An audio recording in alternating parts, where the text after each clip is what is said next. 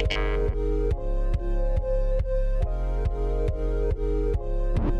everyone, and welcome back to another episode of Story Dose. Today we have The Lost Symbol by Dan Brown. I first read this book whenever I was in the 8th grade, and it captured me so much even in that age that I was able to sit down and plug through it in like 2 days. So our segment from it today actually comes from chapter 2, and I want to read you the description of the big bad, big bad, big bad. The one who called himself Malak pressed the tip of the needle against his shaved head, sighing with pleasure as the sharp tool plunged in and out of his flesh. The soft hum of the electric device was addictive. It was the bite of the needle sliding deep into his dermis and depositing its dye. I am a masterpiece. The goal of tattooing was never beauty. The goal was change. From the scarified Nubian priests of the 2000 BC to the tattooed acolytes of the Sibyl cult of ancient Rome to the Moko scars of the modern Maori, humans have tattooed themselves as a way of offering up their bodies in partial sacrifice, enduring the physical pain of embellishment, and emerging changed beings.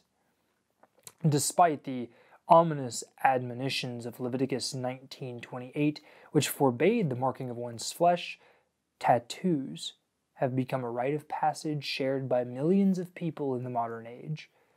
Everyone from clean-cut teenagers to hardcore drug users to suburban housewives. The act of tattooing one's skin was a transformative declaration of power, an announcement to the world, I am in control of my own flesh. The intoxicating feeling of control derived from physical transformation had addicted millions to flesh-altering practices, cosmetic surgery, body piercing, bodybuilding, and steroids, even bulimia and transgendering. The human spirit craves mastery over its carnal shell. A single bell chimed in Malak's grandfather clock, and he looked up. 6:30 p.m. Leaving his tools, he wrapped the Kiru silk robe around his naked 6'3" body and strode down the hall. The air inside this sprawling mansion was heavy with the pungent fragrance of his skin dyes and smoke from the beeswax candles he used to sterilize his needles. The towering young man moved down the corridor past priceless Italian antiques, the Peroncier etching, the Savonarola chair, the silver Bulgarini oil lamp. He glanced through a floor-to-ceiling window as he passed, admiring the classic skyline in the distance. The luminous dome of the U.S. Capitol glowed with solemn power against the dark winter sky. This is where it is hidden, he thought. It is buried out there, somewhere. Few men knew it existed, and even fewer knew its awesome power or the ingenious way in which it had been hidden. To this day, it remained this country's greatest untold secret. Those few who did know the truth kept it hidden behind a veil of symbols, legends, and allegory. Now they have opened their doors to me, Malak thought. 3 weeks ago, in a dark ritual witnessed by America's most influential men, Malak had ascended to the 33rd degree, the highest echelon of the world's oldest surviving brotherhood. Despite Malak's new rank, the brethren had told him nothing. Nor will they, he knew. That was not how it worked. There were circles within circles, brotherhoods within brotherhoods. Even if Malak waited years, he might never earn their ultimate trust. Fortunately, he did not need their trust to obtain their deepest secret. My initiation served its purpose. Now energized by what lay ahead, he strode toward his bedroom. Throughout his entire home, audio speakers broadcast the eerie strains of the rare recording of the castrato singing of Lux Aeterna from the Verdi Requiem, a reminder of a previous life. Malak touched a remote control to bring the thundering disere. Then, against the backdrop of crashing timpani and parallel fifths. He bounded up the marble staircase, his robe billowing as he ascended on sinewy legs. As he ran, his empty stomach growled in protest.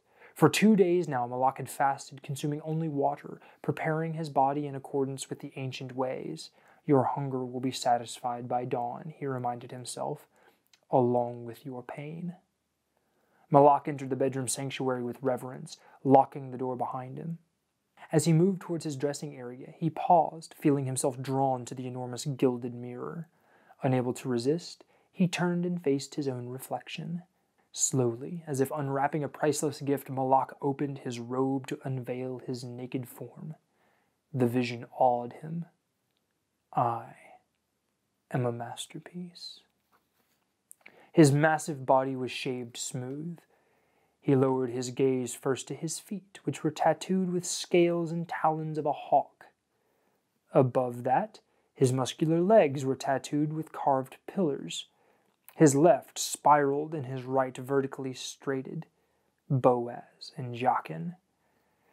His groin and abdomen formed a decorated archway, above which his powerful chest was emblazoned with the double-headed phoenix, each head in profile, with its visible eye formed by one of Malak's nipples.